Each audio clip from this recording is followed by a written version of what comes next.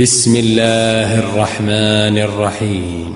قد سمع الله قول التي تجادلك في زوجها وتشتكي إلى الله والله يسمع تحاوركما إن الله سميع بصير. الذين يظاهرون منكم من نسائهم ما هن أمهاتهم إن أمهاتهم إلا اللائي ولدنهم وإنهم ليقولون منكرا من القول وزورا وإن الله لعفو غفور. والذين يظاهرون من نسائهم ثم يعودون لما قالوا فتحرير رقبة من قبل أن يتماسا ذلكم توعظون به والله بما تعملون خبير. فمن لم يجد فصيام شهرين متتابعين من قبل أن يتماسا فمن لم يستطع فإطعام 60 مسكينا ذلك لتؤمنوا بالله ورسوله وتلك حدود الله وللكافرين عذاب أليم. إن الذين يحادون الله ورسوله كبتوا كما كبت الذين من قبلهم وقد أنزلنا آيات بينات وللكافرين عذاب مهين. يوم يبعثهم الله جميعا فينبئهم بما عملوا أحصاه الله ونسوه والله على كل شيء شهيد. ألم تر أن الله يعلم ما في السماوات وما في الأرض ما يكون من نجوى 3 إلا هو رابعهم ولا 5 إلا هو سادسهم ولا أدنى من ذلك ولا أكثر إلا هو معهم أينما كانوا ثم ينبئهم بما عملوا يوم القيامة إن الله بكل شيء عليم. ألم تر إلى الذين نهوا عن النجوى ثم يعودون لما نهوا عنه ويتناجون بالإثم والعدوان ومعصية الرسول وإذا جاءوك حيوك بما لم يحيك به الله ويقولون في أنفسهم لولا يعذبنا الله بما نقول حسبهم جهنم يصلونها فبئس المصير. يا أيها الذين آمنوا إذا تناجيتم فلا تتناجوا بالإثم والعدوان ومعصية الرسول وتناجوا بالبر والتقوى واتقوا الله الذي إليه تحشرون. إنما النجوى من الشيطان ليحزن الذين آمنوا وليس بضارهم شيئا إلا بإذن الله وعلى الله فليتوكل المؤمنون. يا أيها الذين آمنوا إذا قيل لكم تفسحوا في المجالس فافسحوا يفسح الله لكم وإذا قيل انشزوا فانشزوا يرفع الله الذين آمنوا منكم والذين أوتوا العلم درجات والله بما تعملون خبير. يا أيها الذين آمنوا إذا ناجيتم الرسول فقدموا بين يدي نجواكم صدقة ذلك خير لكم وأطهر فإن لم تجدوا فإن الله غفور رحيم أأشفقتم أن تقدموا بين يدي نجواكم صدقات فإذ لم تفعلوا وتاب الله عليكم فأقيموا الصلاة وآتوا الزكاة وأطيعوا الله ورسوله والله خبير بما تعملون ألم تر إلى الذين تولوا قوما غضب الله عليهم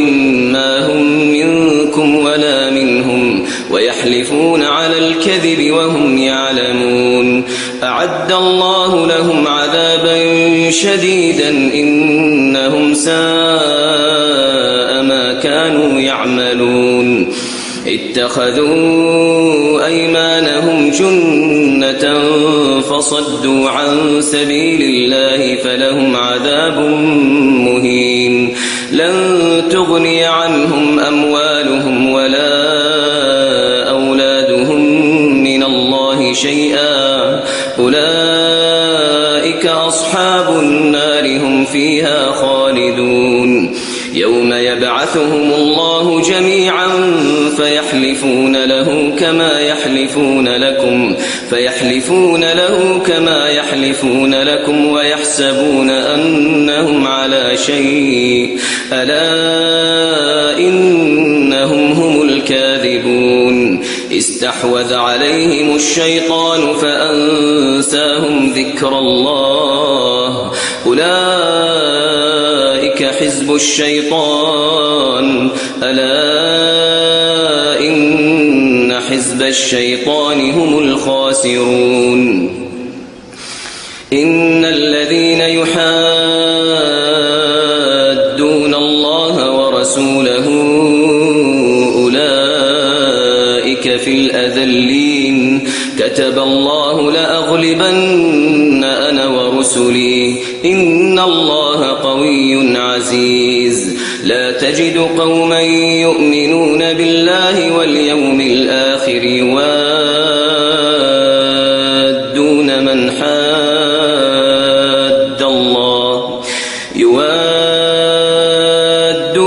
حاد الله ورسوله ولو كانوا آباءهم أو أبناءهم أو إخوانهم أو عشيرتهم أولئك كتب في قلوبهم الإيمان وأيدهم بروح منه ويدخلهم جنات تجري من تحتها الأنهار خالدين فيها رضي الله عنهم ورضوا عنه أولئك حزب الله ألا إن حزب الله هم المفلحون بسم الله الرحمن الرحيم سبح لله ما في السماوات وما في الأرض وهو العزيز الحكيم هو الذي أخرج الذين كفروا من أهل الكتاب من ديارهم لأول الحشر ما ظننتم أن يخرجوا وظنوا أنهم مانعتهم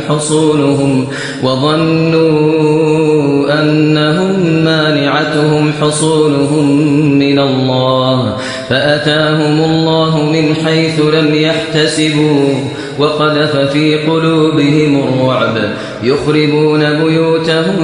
بأيديهم وأيدي المؤمنين فاعتبروا يا أولي الأبصار ولولا أن كتب الله عليهم الجلاء لعذبهم في الدنيا ولهم في الآخرة عذاب النار ذلك بأنهم شاقوا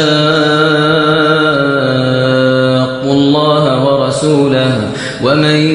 يشاق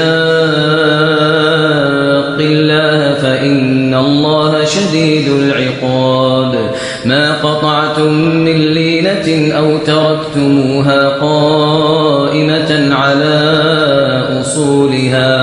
أو تركتموها قائمة على أصولها فبإذن الله وليخزي الفاسقين. وما أفاء الله على رسوله منهم فما أوجفتم عليه من خيل ولا ركاب ولكن الله يسلط رسله على من يشاء والله على كل شيء قدير. ما أفاء الله على رسوله من أهل القرى فلله وللرسول ولذي القربى واليتامى والمساكين وابن السبيل كي لا يكون دولة بين الأغنياء منكم. وما آتاكم الرسول فخذوه وما نهاكم عنه فانتهوا واتقوا الله إن الله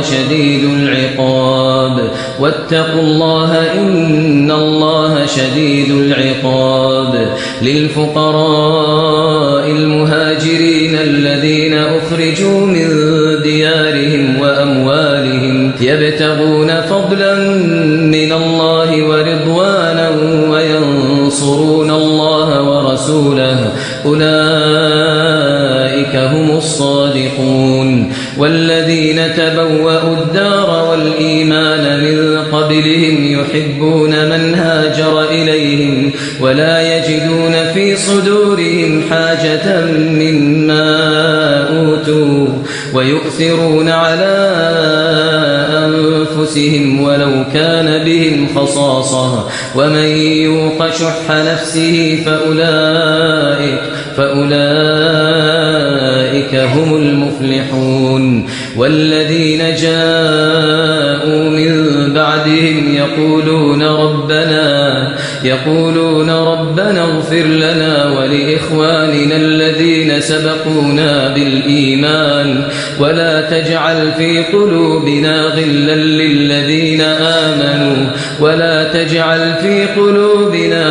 للذين آمنوا ربنا إنك رؤوف رحيم. ألم تر إلى الذين نافقوا يقولون لإخوانهم الذين كفروا من أهل الكتاب لئن أخرجتم لنخرجن معكم ولا نطيع فيكم أحدا أبدا وإن قوتلتم لننصرنكم والله يشهد إنهم لكاذبون. لئن أخرجوا لا يخرجون معهم ولئن قوتلوا لا ينصرونهم ولئن نصروهم ليولن الأدبار ثم لا ينصرون. لأنتم أشد رهبة في صدورهم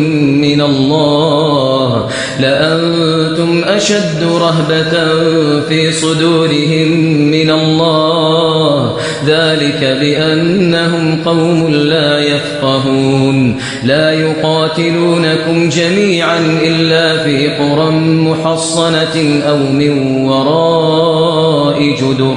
بأسهم بينهم شديد تحسبهم جميعا وقلوبهم شتى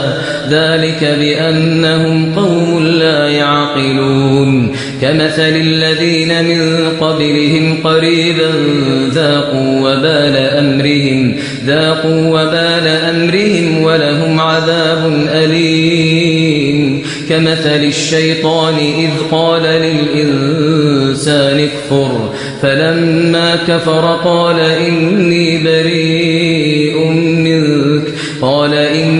بريء منك إني أخاف الله رب العالمين. فكان عاقبتهما أنهما في النار خالدين فيها وذلك جزاء الظالمين. الظالمين يا أيها الذين آمنوا اتقوا الله ولتنظر نفس ما قدمت لغد واتقوا الله إن الله خبير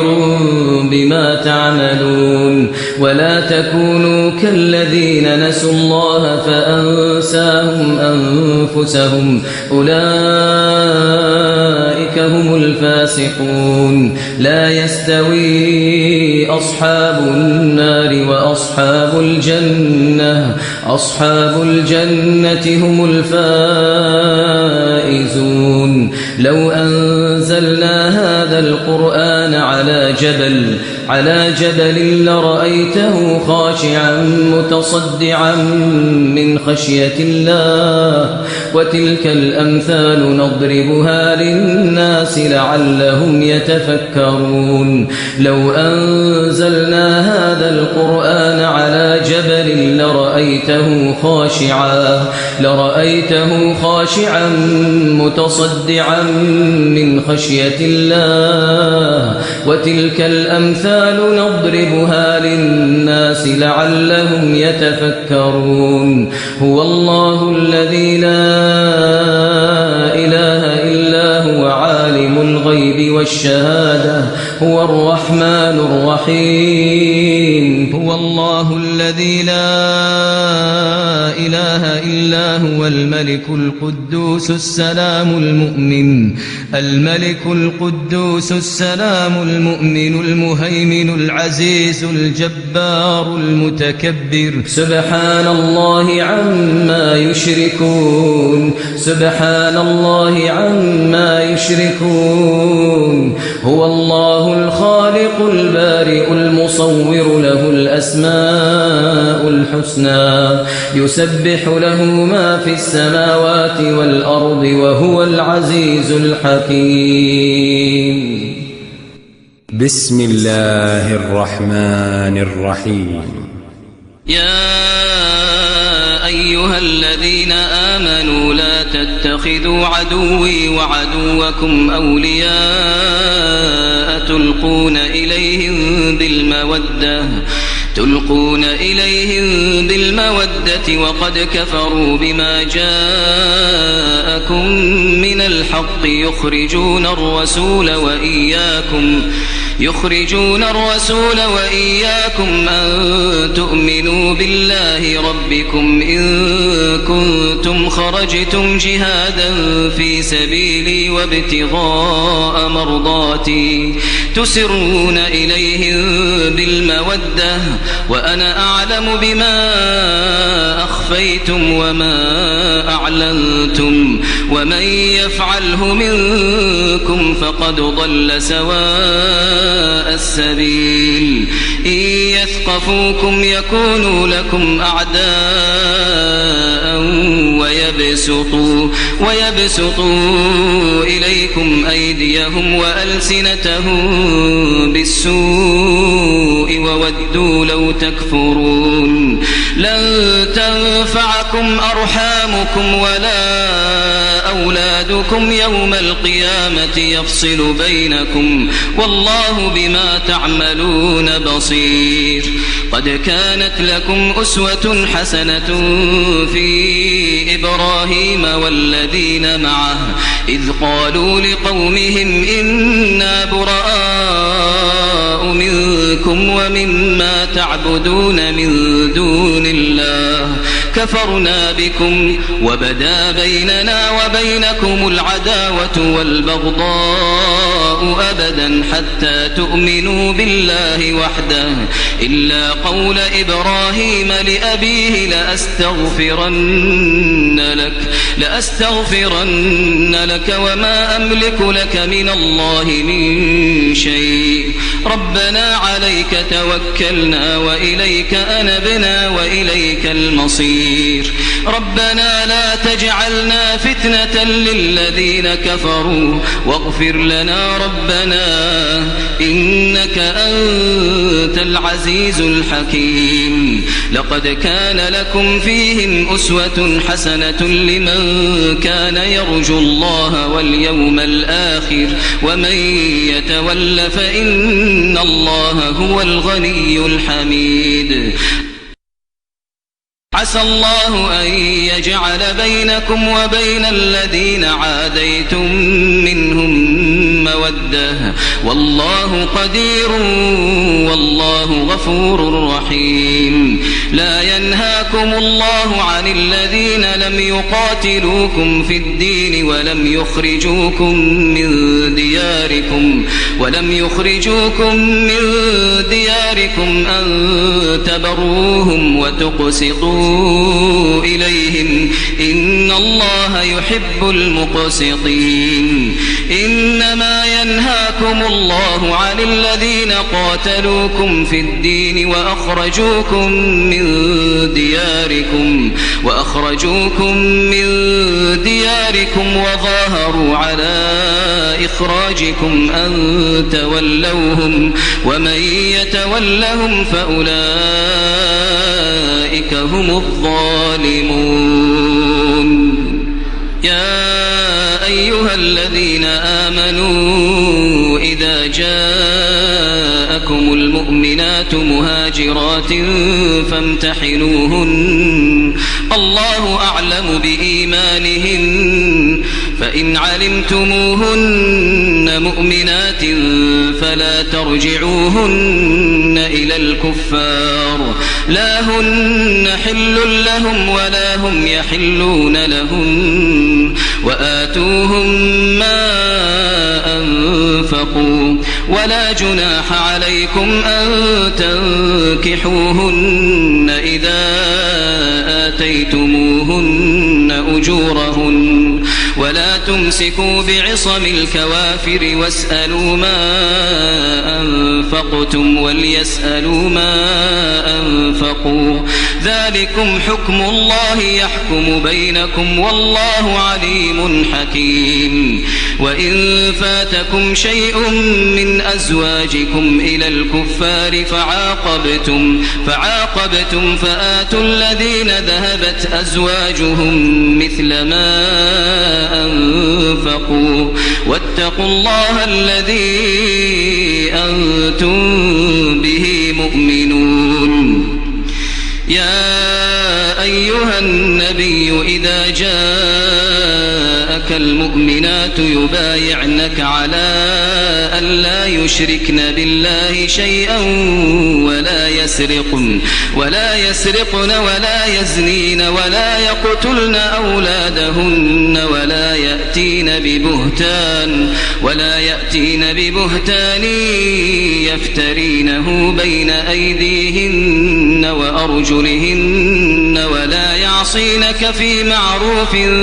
فبايعهن واستغفر لهن الله إن الله غفور رحيم. يا أيها الذين آمنوا لا تتولوا قوما غضب الله عليهم قد يئسوا من الآخرة كما يئس الكفار من أصحاب القبور. بسم الله الرحمن الرحيم. سبح لله ما في السماوات وما في الأرض وهو العزيز الحكيم. يا أيها الذين آمنوا لم تقولون ما لا تفعلون كبر مقتا عند الله أن تقولوا ما لا تفعلون. إن الله يحب الذين يقاتلون في سبيله صفا كأنهم بنيان مرصوص. وإذ قال موسى لقومه يا قوم لم تؤذونني وقد تعلمون أني رسول الله إليكم فلما زاغوا أزاغ الله قلوبهم والله لا يهدي القوم الفاسقين. وإذ قال عيسى ابن مريم يا بني إسرائيل إني رسول الله إليكم مصدقا لما بين يدي من التوراة ومبشرا برسول يأتي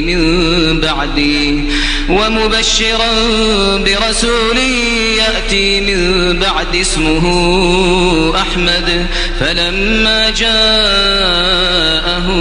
بالبينات قالوا هذا سحر مبين. ومن أظلم ممن افترى على الله الكذب وهو يدعى إلى الإسلام والله لا يهدي القوم الظالمين. يريدون ليطفئوا نور الله بأفواههم والله متم نوره ولو كره الكافرون. هو الذي أرسل رسوله بالهدى ودين الحق ليظهره على الدين كله ولو كره المشركون. يا أيها الذين آمنوا هل أدلكم على تجارة تنجيكم من عذاب أليم تؤمنون بالله ورسوله وتجاهدون في سبيل الله بأموالكم وأنفسكم ذلكم خير لكم إن كنتم تعلمون. يغفر لكم ذنوبكم ويدخلكم جنات تجري من تحتها الأنهار ومساكن طيبة في جنات عدن ذلك الفوز العظيم. وأخرى تحبونها نصر من الله وفتح قريب وبشر المؤمنين. يا أيها الذين آمنوا كونوا أنصار الله كما قال عيسى بن مريم للحواريين من أنصاري إلى الله قال الحواريون نحن أنصار الله. فآمنت طائفة من بني إسرائيل وكفرت طائفة فأيدنا الذين آمنوا على عدوهم فأصبحوا ظاهرين. بسم الله الرحمن الرحيم. يسبح لله ما في السماوات وما في الأرض الملك القدوس العزيز الحكيم. هو الذي بعث في الأميين رسولا منهم يتلو عليهم آياته ويزكيهم ويعلمهم الكتاب والحكمة وإن كانوا من قبل لفي ضلال مبين. وآخرين منهم لما يلحقوا بهم وهو العزيز الحكيم. ذلك فضل الله يؤتيه من يشاء والله ذو الفضل العظيم. مثل الذين حملوا التوراة ثم لم يحملوها كمثل الحمار يحمل أسفارا بئس مثل القوم الذين كذبوا بآيات الله والله لا يهدي القوم الظالمين. قل يا أيها الذين هادوا إن زعمتم أنكم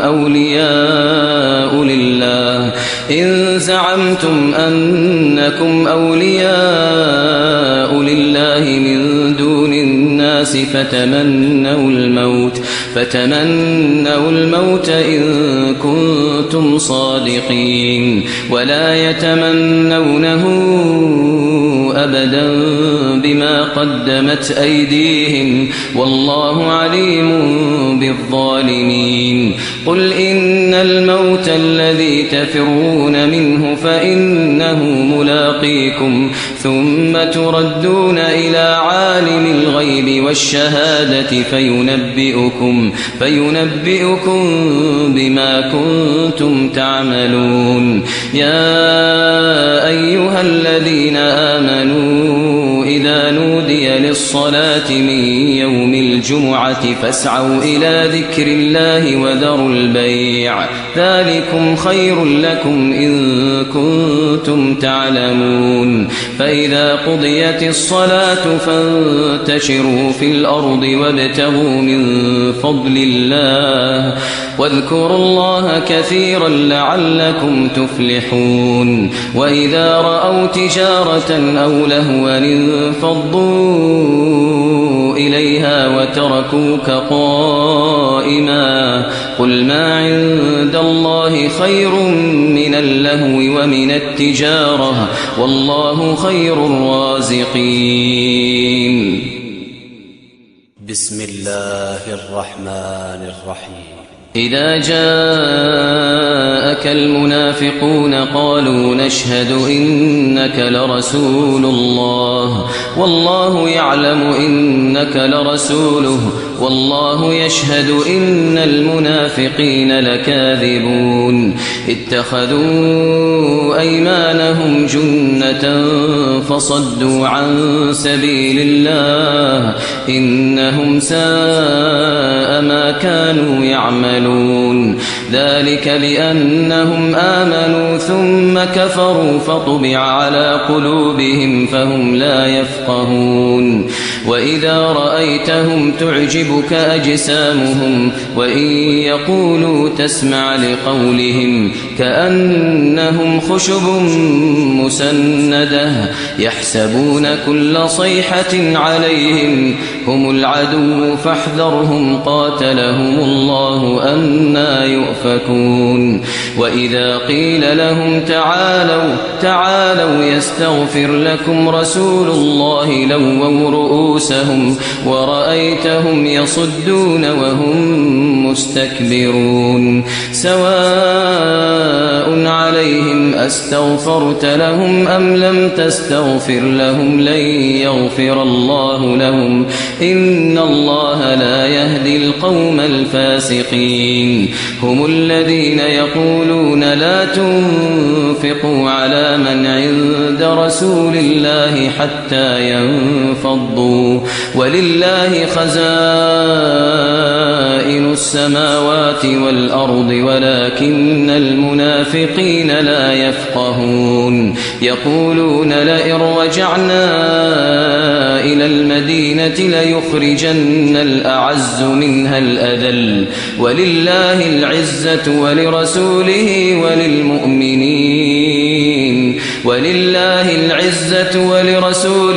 وللمؤمنين ولكن المنافقين لا يعلمون يا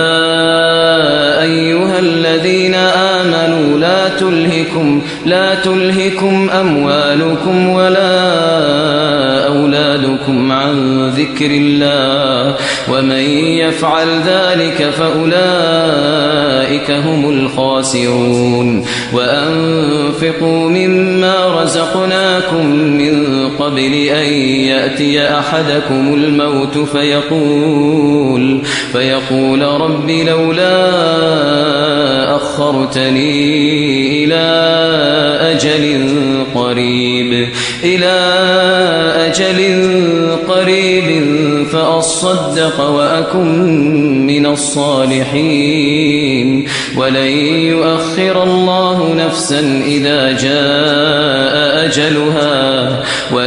يؤخر الله نفسا إذا جاء أجلها والله خبير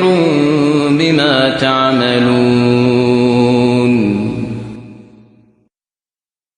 بسم الله الرحمن الرحيم يسبح لله ما في السماوات وما في الأرض له الملك وله الحمد وهو على كل شيء قدير هو الذي خلقكم فمنكم كافر ومنكم مؤمن والله بما تعملون بصير خلق السماوات والأرض بالحق وصوركم فأحسن صوركم وإليه المصير يعلم ما في السماوات والأرض ويعلم ما تسرون وما تعلنون والله عليم بذات الصدور ألم يأتكم نبأ الذين كفروا من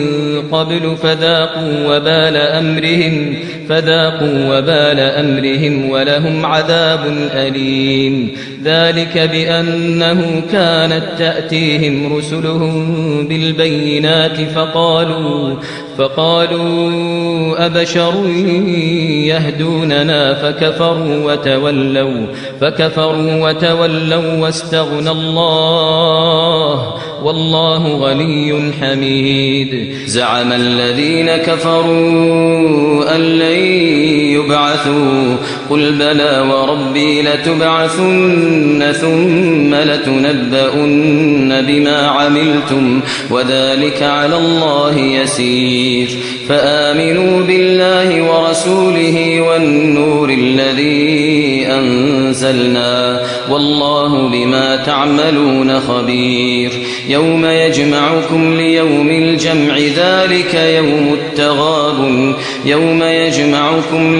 الجمع ذلك يوم التغابن ومن يؤمن بالله ويعمل صالحا يكفر عنه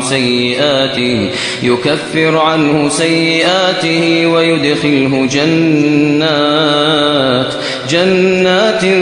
تجري من تحتها الأنهار خالدين فيها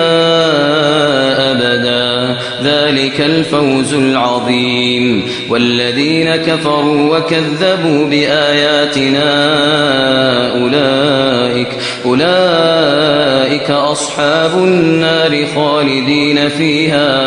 خالدين فيها وبئس المصير ما أصاب من مصيبة إلا بإذن الله ومن يؤمن بالله يهد قلبه والله بكل شيء عليم ما أصاب من مصيبة إلا بإذن الله ومن يؤمن بالله يهد قلبه والله بكل شيء عليم وأطيعوا الله وأطيعوا الرسول فإن توليتم فإنما على رسولنا البلاغ المبين الله لا إله إلا هو وعلى الله فليتوكل المؤمنون يا أيها الذين آمنوا إن من أزواجكم وأولادكم عدوا لكم فاحذروهم وإن تعفوا وتصفحوا وتغفروا فإن الله غفور رحيم إنما أموالكم وأولادكم فتنة والله عنده أجر عظيم فاتقوا الله ما استطعتم واسمعوا وأطيعوا وأنفقوا خيرا لأنفسكم فاتقوا الله ما استطعتم واسمعوا وأطيعوا وأنفقوا خيرا لأنفسكم ومن يوق شح نفسه فأولئك هم المفلحون إن تقرضوا الله قرضا حسنا يضاعفه لكم ويغفر لكم والله شكور حليم عالم الغيب والشهادة العزيز الحكيم بسم الله الرحمن الرحيم يا أيها النبي إذا طلقتم النساء فطلقوهن لعدتهن وأحصوا العدة واتقوا الله ربكم لا تخرجوهن من بيوتهن ولا يخرجن إلا أن يأتين بفاحشة مبينة وتلك حدود الله ومن يتعد حدود الله فقد ظلم نفسه لا تدري لعل الله يحدث بعد ذلك أمرا فإذا بلغن أجلهن فأمسكوهن بمعروف أو فارقوهن بمعروف وأشهدوا ذوي عدل منكم وأقيموا الشهادة لله ذلكم يوعظ به من كان يؤمن بالله واليوم الآخر ومن يتق الله يجعل له مخرجا ويرزقه من حيث لا يحتسب ومن يتوكل على الله فهو حسبه إن الله بالغ أمره قد جعل الله لكل شيء قدرا واللائي يئسن من المحيض من نسائكم إن ارتبتم فعدتهن 3 أشهر واللائي لم يحضن وأولاة الأحمال أجلهن أن يضعن حملهن ومن يتق الله يجعل له من أمره يسرا ذلك أمر الله أنزله إليكم ومن يتق الله يكفر عنه سيئاته ويعظم له أجرا أسكنوهن من حيث سكنتم من وجدكم ولا تضاروهن لتضيقوا عليهن وإن كن أولات حمل فأنفقوا عليهن حتى يضعن حملهن فإن أرضعن لكم فآتوهن أجورهن وأتمروا بينكم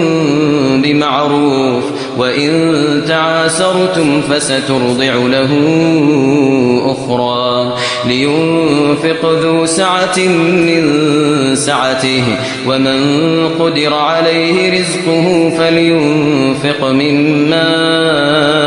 آتاه الله لا يكلف الله نفسا إلا ما آتاها سيجعل الله بعد عسر يسرا وكأين من قرية عتت عن أمر ربها ورسله فحاسبناها حسابا شديدا وعذبناها عذابا نكرا فذاقت وبال أمرها وكان عاقبة أمرها خسرا أعد الله لهم عذابا شديدا فاتقوا الله يا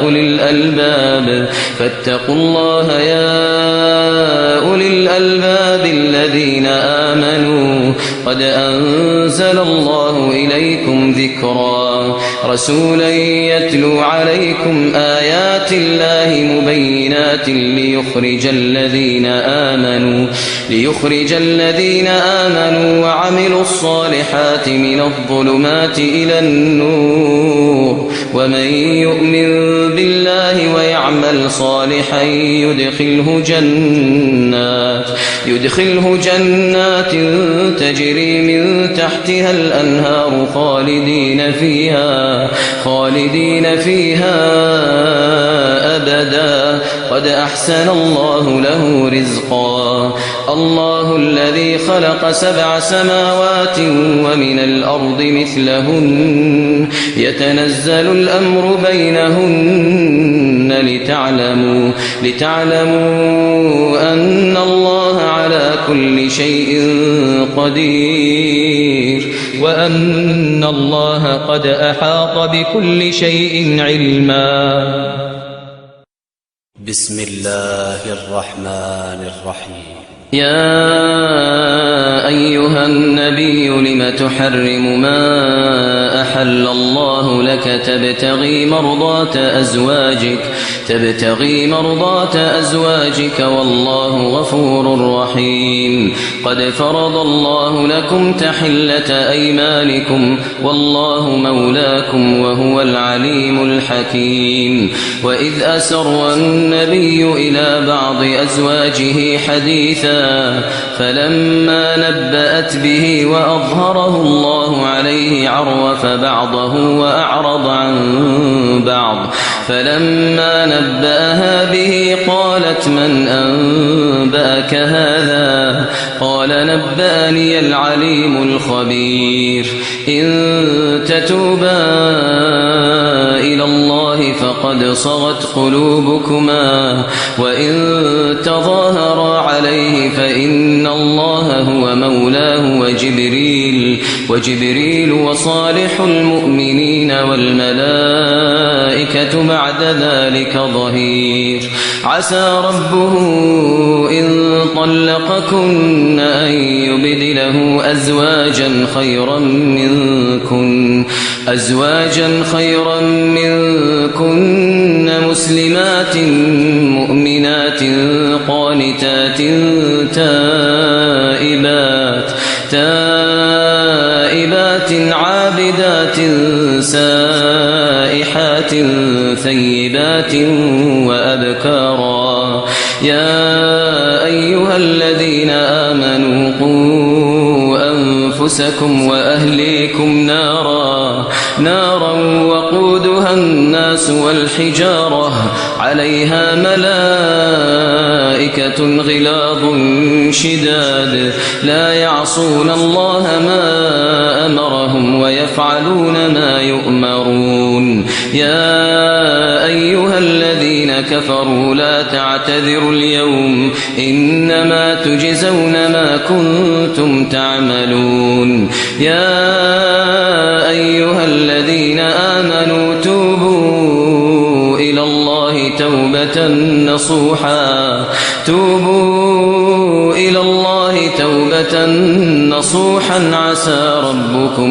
عسى ربكم أن يكفر عنكم سيئاتكم ويدخلكم جنات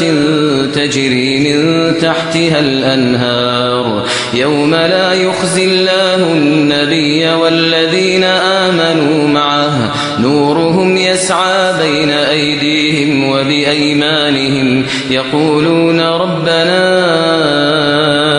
أتمم لنا نورنا واغفر لنا إنك على كل شيء قدير يا أيها النبي جاهد الكفار والمنافقين واغلظ عليهم ومأواهم جهنم وبئس المصير ضرب الله مثلا للذين كفروا امرأة نوح وامرأة لوط كانتا تحت عبدين من عبادنا صالحين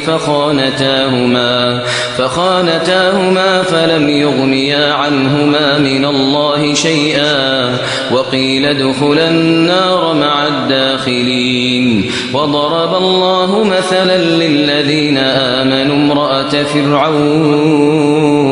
إذ قالت رب ابن لي عندك بيتا في الجنة ونجني من فرعون وعمله ونجني من القوم الظالمين ومريم ابنة عمران التي